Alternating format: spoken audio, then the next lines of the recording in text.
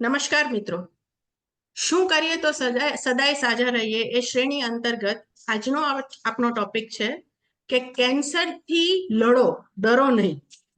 તો એના માટે it's my great honour and privilege to welcome and to introduce a distinguished cancer expert in the field of cancer care, Dr. Gautam Makadia.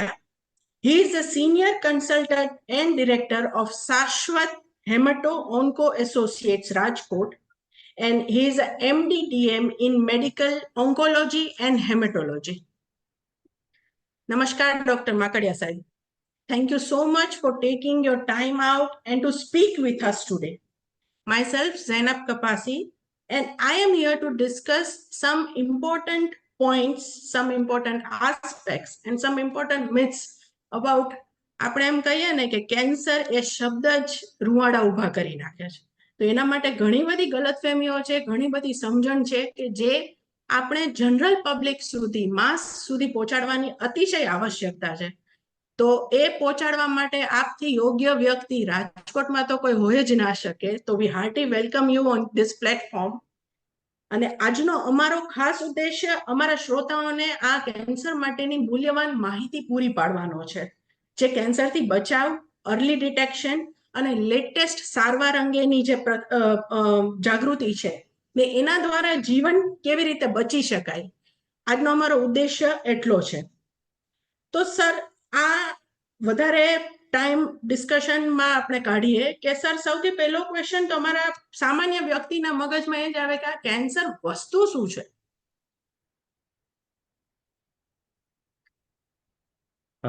First of all, thank you so much for inviting me in this occasion.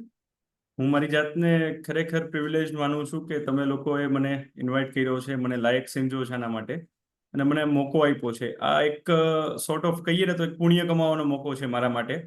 મારી જે clinical પ્રેક્ટિસમાં તો હું try કરતો હોઉં છું કે cancer વિશે જાગૃતતા પણ ફેલાવતો રહું, કેન્સરની ટ્રીટમેન્ટ કરવાની સાથે સાથે. પણ ક્યારેક આવા પ્લેટફોર્મ પર તમે લોકો જે આટલું સારું કામ કરી રહ્યા છો સોસાયટી માટે, એના ભાગ બનાવવા માટે મને જે યોગ્ય માન્યો છે એ માટે હું તમારા લોકોનો આભારી છું. First of all, thank you so much sir.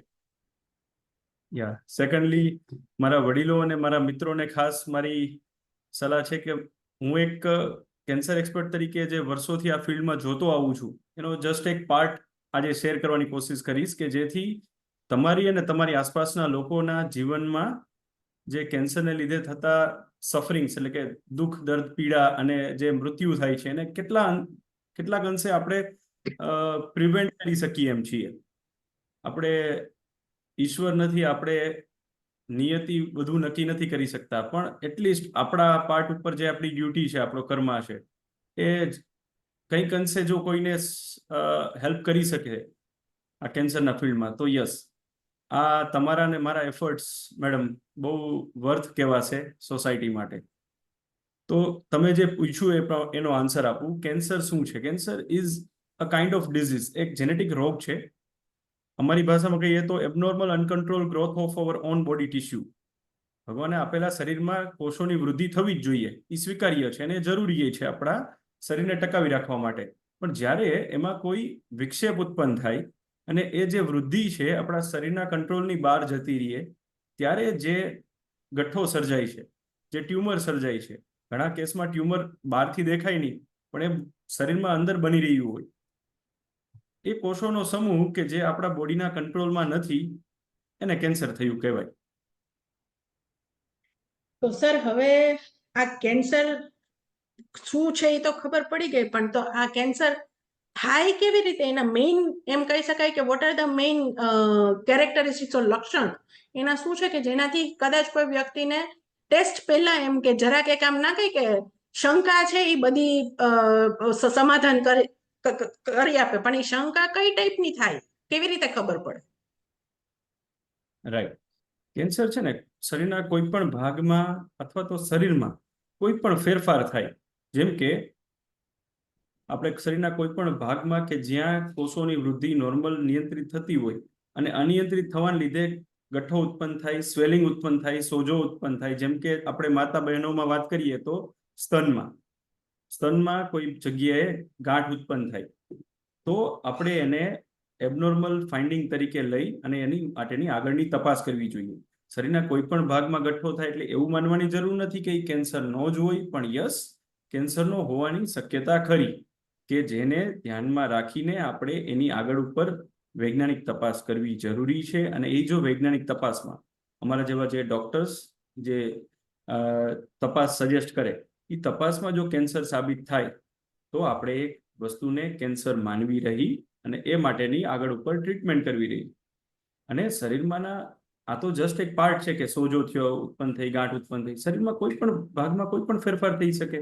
જેમ કે કોઈ જગ્યાએ ચાંદુ ઉત્પન્ન થાય, શરીરમાં કોઈ જગ્યાએ આપણા શરીરમાં જે કોષીઓની અનિયંત્રિત વૃદ્ધિને લીધે એ જે ઓર્ગન્સ હોય, એ જે અવયવ હોય, એના કાર્યમાં વિક્ષેપ પહોંચે, બ્લડ કેન્સર થયું હોય તો આપણા જે પેશન્ટો હોય એની રોગપ્રતિકારક શક્તિમાં ઘટાડો થાય, એમને કઈ જગ્યાએથી બ્લીડિંગ થાય, એટલે કે લોહી નીકળે, એની જે શરીરની સ્ટેમિના ઘટે, કે એને ઇઝીલી થાકોડો ઉત્પન્ન થાય, કે આપણે યુઝ્યુઅલી નોર્મલી વોકિંગ કરી શકતા હોય 2 થી 3 કિલોમીટર, અને આપણે 1 જ કિલોમીટર સુધી વોકિંગ કરવા માટે સક્ષમ રહીએ અને 1 કિલોમીટર ચાલતા ચાલતા શ્વાસ ચડે, તો એનો મતલબ એમ કે આપણા શરીરમાં કંઈક અનયુઝ્યુઅલ ફેરફાર થયો છે, કે જે કદાચ કેન્સરને લીધે પણ હોઈ શકે.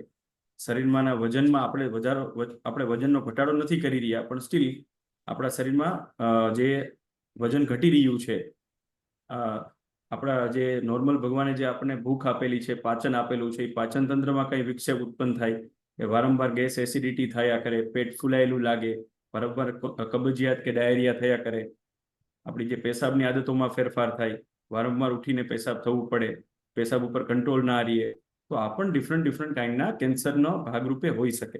હું ટ્રાય કરીશ મારા પ્રેઝન્ટેશનમાં કે હું અમુક કેન્સરના અમુક સ્પેસિફિક લક્ષણો તમને જણાવું, જેથી આપણા વડીલો અને મિત્રોને ખ્યાલ આવે કે આપણે કેન્સરના લક્ષણોને કઈ રીતે આઈડેન્ટિફાઈ કરી શકીએ. પણ મેં આ ઇન જનરલ લક્ષણો કીધા.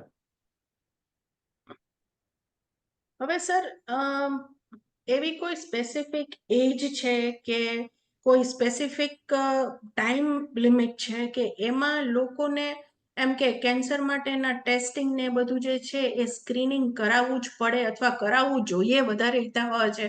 એવો કોઈ સ્પેસિફિક એજ લિમિટ, વય મર્યાદા કે એવું છે ખરા? જો એ ડિઝીઝ ઉપર મેડમ અવલંબે કે કયો ડિઝીઝ છે કે જેના માટે આપણે આ એડવાઇસ કરી રહ્યા છીએ. જેમ કે બ્રેસ્ટ કેન્સર હોય, આપણા જે માતા બહેનોમાં થતું સ્તન કેન્સર એટલે કે બ્રેસ્ટ કેન્સર, તો એના માટે પણ સ્ક્રીનિંગ ટેકનિક અવેલેબલ છે ને હું તો ખાસ સજેસ્ટ કરીશ માતા બહેનોને કે આ બ્રેસ્ટ કેન્સર સ્ક્રીનિંગનો અવશ્ય લાભ લે. 18 વર્ષ પછીથી, એટલે કે ઓલમોસ્ટ આપણે ગણીએ કે અમુક ગાઈડલાઇન્સમાં 18 વર્ષ, અમુક ગાઈડલાઇન્સમાં 21 વર્ષ, કે 18 વર્ષ અથવા તો 21 વર્ષની ઉપરની દરેક મહિલાઓએ પોતાનું જે માસિક ચક્ર હોય એ પૂરું થાય એના 5 દિવસ પછીથી દર મહિને દાડે પોતાના સ્તનની જાત તપાસ કરવી જોઈએ. અને એમાં એને કોઈ પણ ફેરફાર થતો લાગે, કોઈ ગાંઠ ઉત્પન્ન થતી લાગે, બંને સ્તનના કદ આકારમાં ફેરફાર થતો લાગે, અથવા તો એની જે છાતીની ઉપરની ચામડીમાં જે ફેરફાર થતો લાગે, અને ખાસ યાદ રાખજો કે આ જે ગાંઠ છે એ જનરલી પેઇનલેસ હશે, એટલે કે દુખાવા વગરની હશે. અને ત્યાં જ આપણી માતા બહેનો ઘણીવાર થાપ ખાઈ જાય છે કે 6 મહિના, 8 મહિના, 12 મહિના સુધી એમને સ્તનમાં ગાંઠ હોય, એમને ખ્યાલ પણ હોય, પણ એ લોકો પોતે એવું માનીને બેસે છે કે આ ગાંઠ છે, દુખતી નથી એટલે મને કેન્સરની નહીં હોય. પણ એકચ્યુઅલી સિનેરિયો ઉલટો છે કે પેઇનલેસ ગાંઠ સૌથી પહેલા આપણને કેન્સરના તરફ દોરી જવી જોઈએ, કે દુખાવા વાળી ગાંઠ કરતાંય દુખાવા વગરની છાતીની એટલે કે સ્તનની ગાંઠ આપણા માટે ચિંતાનો વિષય હોવો જોઈએ. અને એના માટેની આસપાસના સારા ફેમિલી ડોક્ટર, આર્થિક રીતે સગવડ ન હોય તો આસપાસના સારા સિવિલ હોસ્પિટલમાં અથવા તો કોઈ ટ્રસ્ટની હોસ્પિટલમાં જઈને એનું નિદાન અવશ્ય કરાવવું જોઈએ. અને આ ખબર ક્યારે પડશે? તો આપણે આપણી રીતે આપણા શરીર માટે જાગૃત હશે, તો માતા બહેનો પોતે પોતાની જાત તપાસ કરતી હશે, તો આપણને આ જે ગાંઠ વહેલી તકે પકડવામાં મદદ થશે. અને જો ગાંઠ જેટલી શરૂઆતના સ્ટેજમાં મેડમ ડિટેક્ટ કરી શકીશું, એટલું જ પેશન્ટને ઓછામાં ઓછી તકલીફે, ઓછામાં ઓછી સારવારે આપણે એને સારામાં સારું રિઝલ્ટ આપી શકીશું. સર, આના માટે એવું છે કે કોઈ જેનેટિક ડિસઓર્ડર જેવું કે એવી રીતનું છે કે વંશ વારસાગત કે કોઈ ફેમિલીમાં કોઈને થયું હોય કે એવી રીતે તો એમ આવી શકે ખરા? એવું કઈ કેરેક્ટરિસ્ટિક છે કે ભાઈ આ ફેમિલીમાં કોઈકને હતું, કે કોઈ નજીકના સંબંધીઓમાં કોઈને હતું, કે એવી રીતે હોઈ શકે ખરા? બેઝિકલી મેડમ આ વસ્તુને બહુ સારી રીતે આપણે સમજી લેવી જોઈએ સમાજે, કે કેન્સર એ જેનેટિક રોગ જ છે. કેન્સર એટલે કે ડીએનએના આપણા જે શરીરમાં કોષોમાં આવેલા ડીએનએમાં ચેન્જ થાય એટલે એ એબનોર્મલ અનકન્ટ્રોલ ગ્રોથ કરે અને એમાં કેન્સર ઉત્પન્ન થાય. પણ એવું પણ નથી કે કોઈ પણ જે દર્દીને કેન્સર હોય તે વારસાગત જ હોય. ઇન જનરલ તમે મને પૂછો તો 100 દર્દીમાંથી અમે જનરલી 5 જેવા દર્દીઓને વારસાગત કેન્સર જોઈ રહ્યા છીએ. અને વર્લ્ડ વાઇડ સિનેરિયો પણ એવો જ કહે છે કે out of 100% patients 5 to 10% of cancer cases are hereditary. એટલે કે વારસાગત ઉતરવું અલગ વસ્તુ છે અને જેનેટિક હોવું એક અલગ વસ્તુ છે. કોઈ બેનને કેન્સર થયું તો એની દીકરીને કે એના દીકરાને કેન્સર ઉતરશે જ એવું ફરજિયાત નથી. એ કેન્સરમાં પણ અમુક પ્રકારો હોય અને એ પ્રકારોમાં અમુક પ્રકારોમાં એવી ટેન્ડન્સી હોય છે કે વારસામાં ઉતરી શકે. એટલે અમે જરૂરિયાત મુજબ એ પેશન્ટને ને એના ફેમિલી મેમ્બર્સને વારસાગત કેન્સર થઈ શકે કે નહીં એના માટેની આખી એક મેથડ હોય જેને કહેવાય genetic counselling and genetic testing. એ કરાવીએ અને એ રિપોર્ટમાં જો સાબિત થાય તો જ એ કેન્સર વારસામાં ઉતર્યું કહેવાય. ત્યાં સુધી આપણે ખોટા પણ આપણે પેલા અભિશાપ માનવાની જરૂર નથી કે કોઈ બેનને કે કોઈ ભાઈને કેન્સર થયું છે તો એમના ફેમિલીમાં બધાને કેન્સર થશે જ. બરાબર. સર, અત્યારની લાઈફસ્ટાઈલ તમે જુઓ છો કે અત્યારના બાળકો છે એ પણ હવે જંક ફૂડ તરફ, બાળકો જ નહીં, અત્યારનું યુથ છે એ પણ જે છે એ ઘરનો ખોરાક છોડીને જંક ફૂડ છે, બહારનું ફૂડ છે. પછી આમ આપણે જોવા જઈએ તો કોરોના પછીની આપણી લાઈફસ્ટાઈલ અતિશય સ્ટ્રેસફુલ છે, બહુ સ્પીડમાં જાય છે. એમાં જે આપણું રાજકોટ તો હજી ઘણા ખરા અંશે એમ ભાગ્યવાન છે કે થોડુંક સ્લો સ્પીડમાં છે, બાકી મુંબઈ, અમદાવાદ ત્યાંની જે સ્પીડ જે છે લોકોની. તો સર, આ જે આપણી જે રૂટીન લાઈફસ્ટાઈલ છે કે રૂટીન આપણી ખાવા પીવાની પેટર્ન છે, એ આ રોગમાં કેટલે ખરે અંશે અસરકારક છે અને એને આપણે કેટલે ખરે અંશે આપણે એને રેગ્યુલેટ કરી શકીએ કે ભાઈ તમે આ બધી વસ્તુઓમાં પણ ધ્યાન રાખો તો આ રોગથી ભલે આપણે બચવું શક્ય છે એમ. ચોક્કસપણે મેડમ, અત્યારના જે કેન્સર થવાના મેજર કારણો જોઈએ ને તો વ્યસન, આપણી લાઈફસ્ટાઈલ, આપણો ડાયટ, આપણી જે ઇન જનરલ જે રહેણી કહેણી જે લાઈફસ્ટાઈલ જે છે ને એ થોડું વેસ્ટર્નાઇઝેશન થઈ ગયું છે, ઇન્ડસ્ટ્રીયલાઇઝેશન થઈ ગયું છે. આપણે વેસ્ટર્ન લાઈફસ્ટાઈલને અડોપ્ટ કરી છે. That is one of the major reason કે જેને લીધે કેન્સર થવાનું પ્રમાણ વધી રહ્યું છે, ખાસ કરીને અમુક કેન્સર્સ. બીજું, ખાવા પીવાના કન્ટેન્ટમાં પણ જે કેમિકલ કન્ટામિનેશન જે આપણે ઘણી વખતે જોઈ રહ્યા હોય કે ઘણી વખતે મિક્સિંગ થઈ રહ્યું હોય કે જે પ્યોર વસ્તુ અત્યારે મળવી થોડી અઘરી છે. અને પાણીથી લઈને ખોરાકમાં જે આ chemical contamination of the industrial જે કાર્સિનોજન્સ કે જેને લીધે આપણા બોડીમાં જે અમુક ચેન્જીસ થાય જેને બોડી આપણું અમુક હદ સુધી પચાવી શકે, પણ અમુક હદ પછી એ પચાવી ન શકે ત્યારે કેન્સર થવાના ચાન્સીસ વધી જાય જે તે પેશન્ટને. તો એક મેજર રીઝન છે. બીજું એ છે કે આપણી જે અત્યારની લાઈફસ્ટાઈલ જે છે એને અનુરૂપ આપણે જે ખોરાક લેવો જોઈએ તો કે હળવો ખોરાક લેવો જોઈએ. આપણી જો બેઠાડું લાઈફસ્ટાઈલ હોય તો આપણે એ અનુરૂપ ખોરાક લેવો જોઈએ. આપણે ઓછી કેલરી બાળી રહ્યા હોય તો આપણે એને અનુરૂપ ઓછો કેલરી વાળો ખોરાક લેવો જોઈએ. પણ થઈ રહ્યું છે ઉલટું, કે આપણી લાઈફસ્ટાઈલ હવે બેઠાડું થઈ રહી છે. આપણા વડીલો જે હતા, આપણા વડવાઓ, એ લોકો જે હાર્ડવર્ક કરતા એની કમ્પેરિઝનમાં આપણે મોસ્ટ ઓફ લોકોને ઓફિસ વર્ક વધારે થઈ ગયું છે અને ઓફિસ વર્કની સાથે સાથે સ્ટ્રેસ આવી રહ્યો છે. અને સામે પક્ષે આપણે ડાયટ જોઈએ તો એ ડાયટ વેસ્ટર્નાઇઝ છે, એટલે કે કેલરી યુક્ત ડાયટ છે. તો એ બંને વસ્તુને લીધે આપણા બોડી ઉપર ક્યાંક ને ક્યાંક નેગેટિવ ઇફેક્ટ આવી રહી છે અને કેન્સરના કેસીસ પ્લસ કેન્સર જેવા બીજા લાઇફસ્ટાઇલ રિલેટેડ ડિસીઝ જેમ કે ડાયાબિટીસ છે, હાઇપરટેન્શન એટલે કે બ્લડ પ્રેશર છે, સેરેબ્રોવાસ્ક્યુલર એક્સિડન્ટ જે આપણા પેરાલિસિસ થવાનું જે કંઈ આપણે પેરાલિસિસ થયું કહેવાય તે, કાર્ડિયાક જે એટેક છે આપણે જે માયોકાર્ડિયલ ઇન્ફાર્ક્શન, તો આ બધાના કેસીસ વધી રહેવાનું. યસ, ઓફકોર્સ કિડની, આ બધા જે કિડનીના ડિસીઝીસ છે, આ બધા ડિસીઝ ક્યાંક ને ક્યાંક થવાનું કારણ ક્યાંક ને ક્યાંક આપણી લાઈફસ્ટાઈલ અને લાઈફસ્ટાઈલમાં આપણું જે વર્કિંગ પેટર્ન અને એની જે સામે બેલેન્સ જે ડાયટ હોવો જોઈએ એ ન હોવાનું કારણ છે. હું કહીશ તો વેસ્ટર્ન ડાયટ ખાસ કરીને છે, જંક ફૂડ છે, તમે જે કહ્યું તે, junk food is quite harmful for our children, for our own self. અને સાથે સાથે હું એવું પણ કહીશ કે આપણે નેગેટિવલી ના લઈએ, આપણે એને પોઝિટિવલી વેમાં લઈએ, કે આપણે આપણી ડાયટ પેટર્નને થોડી વધારે બેટર વેમાં સુધારીએ.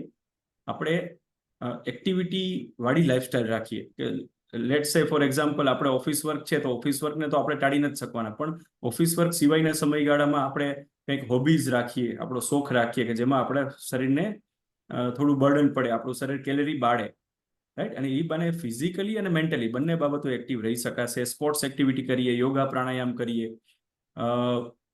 ઘણા બધા લોકોને વોકિંગ, સ્વિમિંગ, રનિંગ આ બધી એક્ટિવિટી પણ એના જે નોર્મલ રહેણી કહેણીમાં એને જોડી દેવાની જરૂર છે.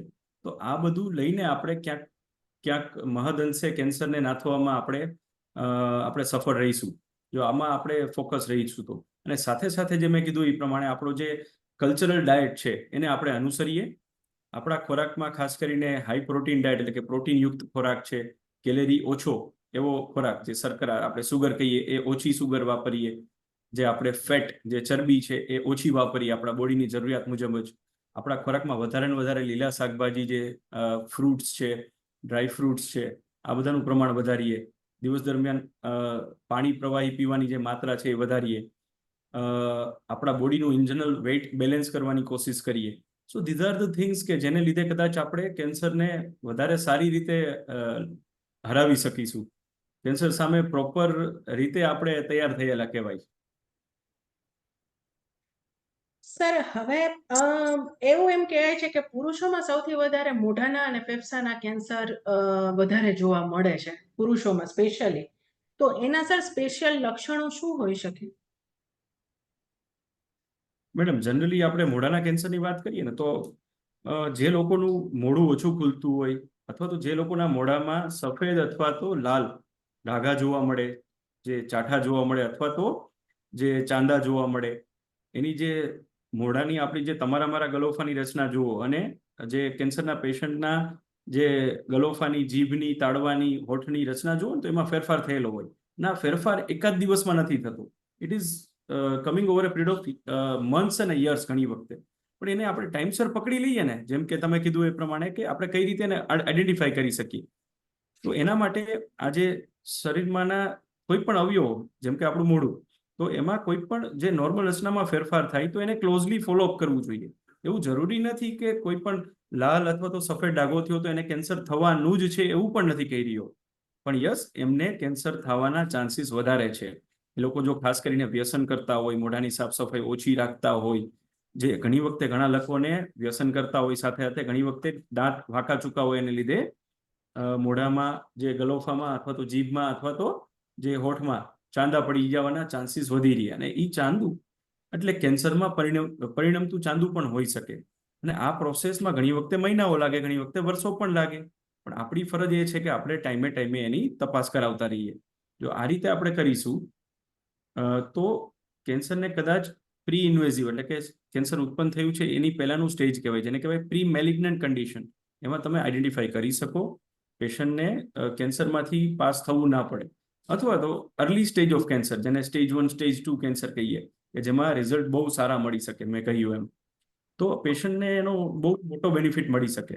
પણ પેશન્ટે અને આપણે સમાજે જાગૃત રહેવું પડશે. આપણા જે વાલા હોય, કે જે આપણા સગાવાલા હોય, એમને આપણે જાણ કરી રાખવી પડે કે તમે વ્યસન કરો છો તો તમે મોઢાની સાફ સફાઈ ને આ બધું જે નિયમિત ટાઈમે કરાવો, નિયમિત મોઢાની તપાસ કરાવો શરીરમાં, કે મતલબ એસ્પેશિયલી મોઢામાં કંઈ પણ ફેરફાર થાય, કે મોઢું ખુલતું ઓછું થાય, અથવા તો આવી રીતે કોઈ ચાઠા ચાંદા ઉત્પન્ન થાય, ડોકમાં કે ક્યાંય સોજો ઉત્પન્ન થાય, મોઢામાં વારંવાર દુર્ગંધ આવે, જેનું કંઈ કારણ મળતું ના હોય, તો આવા કેસીસમાં આપણે એમને કહી શકીએ કે તમે તમારા આસપાસના સારા ડેન્ટિસ્ટ ડોક્ટર, અથવા તો સારા કાનના ગળાના ડોક્ટર, અથવા તો સારા ફેમિલી ડોક્ટરની મદદ લઈ અને એની આગળ તપાસ કરાવો. અને જરૂર પડે તો અમારા જેવા કેન્સર એક્સપર્ટને પણ ટાઈમસર, સમયસર મળાવો. સર, ફિમેલ્સમાં સૌથી વધારે કઈ ટાઈપનું કેન્સર જોવા મળે છે આજની ડેટમાં? ફિમેલ કેન્સરની વાત કરું તો આપણે ત્યાં 2 મેજર કિલર છે આપણી મહિલાઓના. મેજર કિલર એટલે કે જે કેન્સર સૌથી વધુ માત્રામાં આપણી મહિલાઓને થઈ રહ્યું છે. અને એમાં હું એક નામ લઈશ બ્રેસ્ટ કેન્સર એટલે કે સ્તનનું કેન્સર, અને બીજું છે ગર્ભાશયના મુખનું કેન્સર જેને કહેવાય સર્વાઇકલ કેન્સર. આ બંને કેન્સર જો ફોર્ચ્યુનેટલી હું તમને વાત કરું તો અર્લી સ્ટેજમાં પકડવામાં આવે ને તો બંનેમાં સારા રિઝલ્ટ મળી શકે એમ છે. પણ અનફોર્ચ્યુનેટલી આપણે ત્યાંના જે સામાજિક માન્યતાઓ, ડર, આપણામાં જાગૃતિનો અભાવ, આના લીધે આપણે ઘણી વખતે છે ને આપણા પેશન્ટોમાં એને લેટ સ્ટેજમાં ડિટેક્ટ કરીએ છીએ. અને લેટ સ્ટેજમાં ડિટેક્ટ થાય પછી પેશન્ટ માટે અને ડોક્ટર્સ બંને માટે પેશન્ટને સાજું કરવું, સાજું રાખવું ઘણી વખત અઘરું પડતું હોય છે. એટલે the point is I want to highlight that કે આપણી મહિલાઓમાં બ્રેસ્ટ કેન્સર અને સર્વાઇકલ કેન્સર વિશેની જાગૃતિ લાવીએ. અને જાગૃતિ લાવવામાં જે મેજર બે ફોર્ચ્યુનેટ પોઈન્ટ મને દેખાય છે કે બ્રેસ્ટ કેન્સર અને સર્વાઇકલ કેન્સર બંનેમાં સ્ક્રીનિંગ એટલે કે કેન્સર થયા પહેલાનું જે સ્ટેજ કહેવાય, કેન્સરના લક્ષણો થયા પહેલાનું સ્ટેજ, એ ક્વાઇટ પોસિબલ છે. બ્રેસ્ટ કેન્સરમાં આપણે મેં કીધું એ પ્રમાણે 18 થી લઈને 21 વર્ષની ઉંમરથી લઈને છાતીની જાત તપાસ કરાવતા રહીએ. પછી રેગ્યુલર 35 યરની એજ પછી એક મહિલાને કંઈ પણ લક્ષણો હોય કે ના હોય પણ એમને ચોક્કસપણે આપણે જે મેમોગ્રાફીની તપાસ કરાવીએ, જે ઇઝીલી અવેલેબલ છે આપણે ત્યાં કોઈ પણ ગવર્મેન્ટ અને ટ્રસ્ટ હોસ્પિટલ્સમાં. આ મેમોગ્રાફી અને છાતીની જાત તપાસ અને જરૂરિયાત પ્રમાણે clinical breast examination by doctors. કોઈ ડાઉટ આવે તો ડોક્ટર્સ તરીકે અમે બહેનો, માતાઓની જે છાતીની તપાસ કરીએ અને જરૂરિયાત મુજબ એમાં ઇન્વેસ્ટિગેશન એડવાઇસ કરીએ કે બાયોપ્સીની જરૂરિયાત છે કે નહીં. તો આ એક સ્ક્રીનિંગ મેથડ કહેવાય. સ્ક્રીનિંગ મેથડ મતલબ કે માતા બહેનોને લક્ષણો નથી, પણ એ લક્ષણો આવતા પહેલા, લક્ષણો આવે એ પછી ઘણી વખતે મોડું થઈ ગયું હોય, તો એ પહેલા તમે એને આઈડેન્ટિફાઈ કરી શકો તો પેશન્ટને આપણે શરૂઆતના સ્ટેજમાં કેન્સર ડિટેક્ટ કરીને આપેલું કહેવાય. અને આવા કેસીસમાં પેશન્ટને બહુ સારા રિઝલ્ટ મળે. બીજી વસ્તુ સર્વાઇકલ કેન્સર, જે આપણા ગર્ભાશયના મહિલાઓના જે ગર્ભાશયના મુખનું કેન્સર કહેવાય. જે સર્વાઇકલ કેન્સરની પણ અમુક સ્ક્રીનિંગ ટેકનિક છે. સ્ક્રીનિંગ ટેકનિક મતલબ કે માતા બહેનોને આપણે જે પેપ ટેસ્ટ કહીએ. પેપ ટેસ્ટ મીન્સ એક જાતની એક્સપર્ટ તપાસ કે જે વ્યવસ્થિત કોઈ સ્ટાફને ટ્રેન કરીને આપેલી હોય તો એ પેપ્સમિયર નામની ટેસ્ટ લઈ એ ટેસ્ટને માઇક્રોસ્કોપ નીચે જોવે અને એમાં જો કેન્સરના કોષો ખરાબ લાગે તો એ કેન્સરની શરૂઆતના સ્ટેજમાં આપણે સર્વાઇકલ કેન્સરને પકડી લીધું કહેવાય. એની જ સાથે સાથે કોલ્પોસ્કોપી નામનું એક નાનકડું મશીન આવે, એની મદદથી આપણે જે ડોક્ટર તપાસ કરે અને એ તપાસના પછી એમાં જો ડોક્ટરને કંઈ પણ ગંભીર ગડબડો શરૂ થતી, સ્ક્રીનિંગ ક્યારે થાય? કેન્સર શરૂ થતું હોય તો ત્યારે કોઈ પણ ડોક્ટરને શંકા લાગે તો એની આગળ ઉપર ટેસ્ટ કરવામાં આવે. અને એક એની સાથેની ડીએનએ ટેસ્ટ બની છે, કારણ કે સર્વાઇકલ કેન્સર થાય છે HPV એટલે કે હ્યુમન પેપિલોમા વાયરસ નામના વાયરસથી. તો એના માટેની એક ડીએનએ ટેસ્ટ અવેલેબલ છે. તો આ બધી ટેસ્ટોની મદદથી કેન્સરને અર્લીએસ્ટ પોસિબલ સ્ટેજમાં સ્ક્રીન આઉટ કરી શકીએ અને એનો ફાયદો આપણા પેશન્ટોને મળી શકે. પેશન્ટ તમારી મારી જેમ નોર્મલ જિંદગી જીવી શકે. અને ખાસ હું સલાહ આપીશ કે આપણી જે દીકરીઓ છે, જે નાની છે, 9 થી 14 વર્ષની દીકરીઓ હોય તો એમને પ્લીઝ 2 ડોઝ હ્યુમન પેપિલોમા વાયરસના અપાવજો. દીકરાઓને પણ જે વેક્સિનેશન, હ્યુમન પેપિલોમા વાયરસ વેક્સિનેશનના ડેટા છે, પણ આપણા સમાજમાં હું ખાસ કરીને જે ગર્ભાશયના મુખના કેન્સરને પ્રિવેન્ટ કરવા માટેના એક બહુ અસરકારક હથિયાર તરીકે આ ખાસ માહિતી આપવા માંગુ છું કે 9 થી 14 વર્ષની આપણી જે દીકરીઓ છે એમને હ્યુમન પેપિલોમા વાયરસની જે વેક્સિન આવે, રસી, એ રસી આપવી જ. અને ધારો કે કોઈ માતા બહેનોને 15 વર્ષથી ઉપરની ઉંમર છે અને એમને જાગ્યા ત્યારથી સવાર સમજીને આપણે વેક્સિન આપવી છે તો પણ આપણે એમને આપી શકીએ ને એને એ પણ અસરકારક રહી છે. પણ એમાં 3 ડોઝ જનરલી આપવા પડે. અને આ ડોઝ ઘણા બધા સારા જે ફાઉન્ડેશન છે, જેના સારા ટ્રસ્ટ છે, ત્યાં ઘણી વખતે નિઃશુલ્ક અથવા તો ઓછામાં ઓછા ખર્ચે આપવામાં આવે છે. અને આનો ફાયદો આપણી માતા બહેનોને મળી શકે એમ છે. અને કેન્સર આખા રોગને આપણે રોકી શકીએ, કારણ કે મેં કીધું એ પ્રમાણે 2nd નંબરનો કિલર છે આપણી માતા બહેનોનું, કે સૌથી વધુ કોમનલી થતા કેન્સર અને સૌથી વધુ જીવ લેતા કેન્સરમાં સર્વાઇકલ કેન્સર છે. તો એને આખા રોગને આપણે ટાળી શકતા હોય તો એનાથી રૂડું શું હોઈ શકે. Sir thank you so much કે તમે આટલી બધી ઇમ્પોર્ટન્ટ આ ઇન્ફોર્મેશન જે 9 થી 14 વર્ષની બાળકીઓ માટેની જે આપી એના માટે થેન્ક યુ સો મચ. અને આપણા સમાજને ખાસ કરીને આ વસ્તુ માટે જાગૃત થવાની જરૂર છે કે 9 થી 14 વર્ષની ઉંમરમાં આ રસી આપવી બહુ જ જરૂરી છે. હવે સર આપણે લોહીનું કેન્સર પણ થઈ શકે છે ને એના સિમ્ટમ્સ શું હોઈ શકે એમ કે જે નોર્મલ આપે જેમ પહેલા જેમ જણાવીએ એ જ રીતના હોય? યા મેં બ્રીફલી તો કહી દીધું હતું, પણ થોડું ડિટેલમાં કહું તો બ્લડ કેન્સર એટલે કે સમાજ માટે બ્લડ કેન્સર હોય, પણ બિંગ એક્સપર્ટ હું કહીશ તો બ્લડ કેન્સરના there are more then 100 types. 100 કરતાંય વધારે ટાઈપ હોય.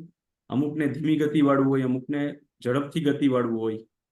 તો ઇન જનરલ તમે મને પૂછો કે બ્લડ કેન્સરના શું લક્ષણો હોઈ શકે, તો હું કહીશ કે વારંવાર થાકોડો લાગવો, વજન ઘટવો, શરીરના કોઈ ભાગોમાં કારણ વગર કોઈ ખંજવાળ આવવી, શરીરના કોઈ પણ ભાગોમાં ગાંઠ ઉત્પન્ન થવી, જેમ કે ડોકમાં, બગલમાં, સાથળમાં, વારંવાર પેટમાં અથવા તો પીઠમાં દુખાવો થવો, ઝીણો ઝીણો સાંજના સમયગાળામાં ઝીણો ઝીણો તાવ આવવો કે જેનું કારણ ન મળતું હોય, શરીરની રોગપ્રતિકારક શક્તિ ક્ષીણ થવાના લીધે વારંવાર એમને ઇન્ફેક્શન થયા કરે, શરીરના કોઈ પાર્ટમાંથી બ્લીડિંગ થયા કરે કે જેનું કારણ મળતું ના હોય, અથવા તો એમના પછી અમે રિપોર્ટ્સ કરાવીએ કે બ્લડ રિપોર્ટ્સ છે કે સોનોગ્રાફી છે કે સીટી સ્કેન, અને પછી જરૂરિયાત મુજબ એ પેશન્ટને અમને શંકા લાગે કે આમાં કંઈક કેન્સરની સંભાવના દેખાય છે તો અમે એની બાયોપ્સી રિપોર્ટ કરાવીએ. તો આ રીતે અમે જનરલી કેન્સરનું નિદાન કરતા હોઈએ. બ્લડ સર કેન્સર આપણે એકવાર કેન્સર થઈ ગયું એ વાત અલગ છે, પણ હવે માની લ્યો કે ઘણા એવા કેસીસ છે કે ભાઈ લોકોએ કેમોથેરાપી લીધી ને બધું લીધું, પછી એમને થઈ ગયું કે ભાઈ હવે કેન્સરના સેલ્સ હવે મારામાં નથી.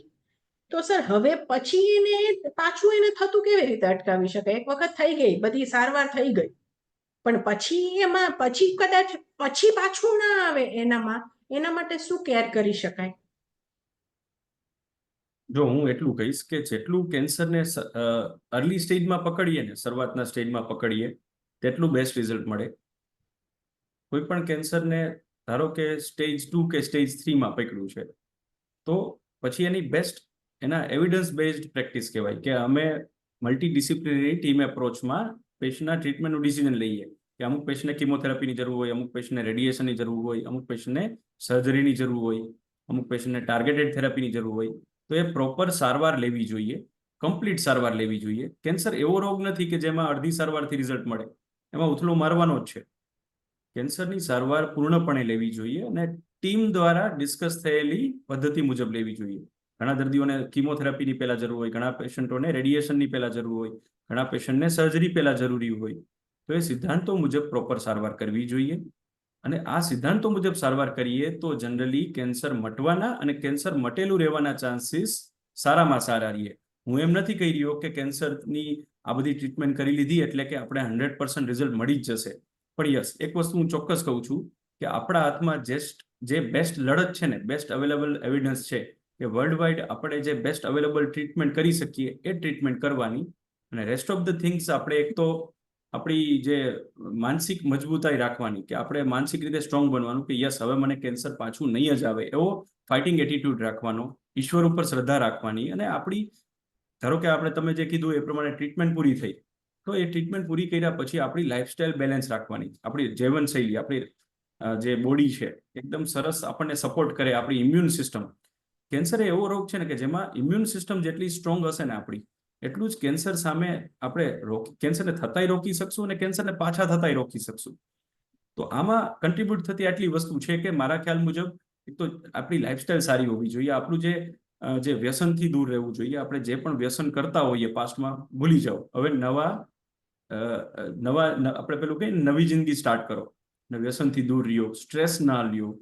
તમારે વારંવાર આપણા બોડીને જે પેલું કે ને કે એક્ટિવ લાઈફસ્ટાઈલમાં જોડી દો, કે કંઈક એક્ટિવિટી કરો. તમારા શરીરમાં જેટલી સ્ટેમિના હોય એ પ્રમાણે સ્ટેમિના વધે એવી ટ્રાય કરો, કસરત કરો, કોઈ સ્પોર્ટ્સની એક્ટિવિટીમાં કંઈક જોડાઈ જાઓ, પ્રાણાયામ યોગામાં જોડાઈ જાઓ, સારો પૌષ્ટિક ડાયટ લ્યો, સારા માણસોની સાથે સંગત કરો, સારા વિચારો કરો. તો આ ઘણું બધું મેટર કરશે તમારા માટે. સર કેન્સરની સારવારમાં આપની સરકાર તરફથી કોઈ હેલ્પ કે લાભ મળી શકે ખરા? મેડમ, આપણી જે ગવર્મેન્ટ છે એ ગવર્મેન્ટ પોલિસીનો ઘણા બધા પેશન્ટો લાભ લઈ રહ્યા છે ને લેવો જ જોઈએ. કે જે લોકો ગરીબ છે, જરૂરિયાતમંદ છે, એમને ચોક્કસપણે જે ગવર્મેન્ટની જે પીએમજે યોજના છે, પ્રધાનમંત્રી જન આરોગ્ય જે યોજના છે, પછી ઘણા બધા જે સમાજમાં જે વંચિત લોકો છે કે જે SC ST કેટેગરીમાં આવતા હોય, તો એમને પણ ઘણી બધી ગવર્મેન્ટ હોસ્પિટલ્સમાં ઘણી બધી જે costly treatment free of cost મળતી હોય છે. પ્રધાનમંત્રી જે જન આરોગ્ય યોજના છે, પીએમજે, જે આપણે જેને મા કાર્ડ કહીએ તે, એ તો ઘણી બધી હોસ્પિટલ્સમાં અવેલેબલ છે જ આપણે ત્યાં પણ, સૌરાષ્ટ્રમાં, કચ્છમાં પણ. અને આ બધી જે યોજનામાં મોટાભાગની જે સર્જરી, રેડિયેશન અને કિમોથેરાપીની સારવાર અવેલેબલ હોય જ છે. તો પેશન્ટોએ ક્યારેય ફાઇનાન્શિયલી પેલું કે ને કે એસ્પેક્ટ ઉપર ધ્યાન દઈને સારવાર અટકાવવી ન જોઈએ.